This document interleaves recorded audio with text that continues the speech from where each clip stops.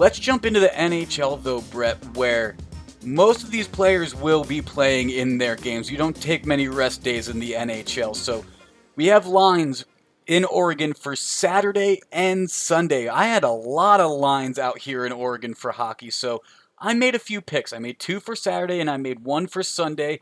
Let's take a look at Saturday's ones, and I'm going to be on your boys. I'm going to be on the Rangers minus 1.5 at plus 105. Even though they are on the road in Buffalo, they're in Buffalo.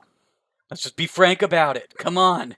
The Sabres have not been impressive this year, both in reality and both on betting lines against the spread, whereas the Rangers on the road, they've actually been pretty good against the puck line so far. So give me New York minus 1.5.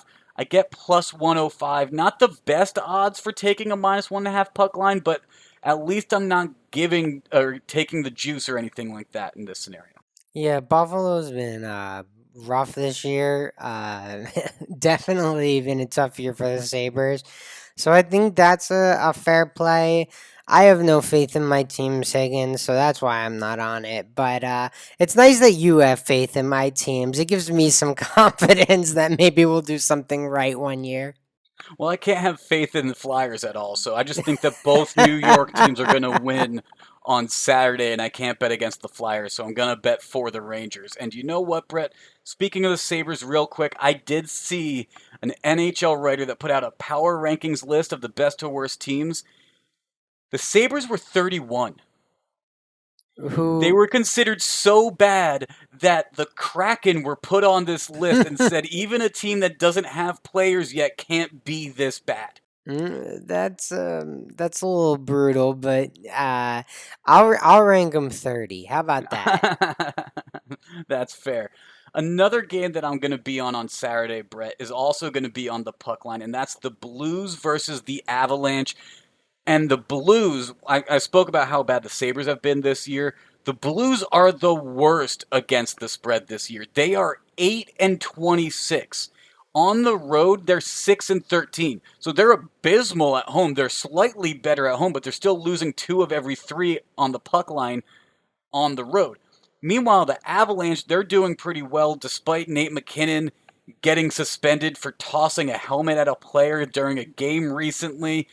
That was a strange little scenario we saw there. So the Avs are without their star, but Colorado is a very good team, and I expect that they are going to still be able to carry this. So minus 1.5 at plus 100, I still like those odds. Yeah, the Blues have been. You mentioned it. You had the exact numbers. I just know from my gambling history. I took the Blues a few times early in the year, and then I've stayed far, far away. And like you mentioned, there's no McKinnon, but the Avs have played without him already this year, and it didn't really affect them too much. So I have no reason to doubt the Avs in this spot.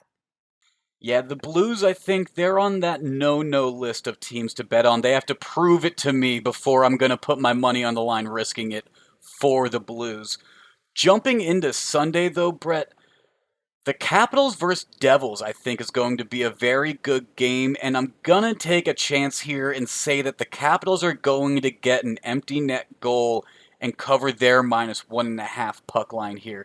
And that's because they have won all 6 of their matchups against the Devils so far. Now, on Friday night, they are playing as we are speaking, and that game was a 2-1 win, actually. I just checked. It was live as we started recording it, wrapped up in overtime, and Washington won 2-1. So 7-0 now against the Devils.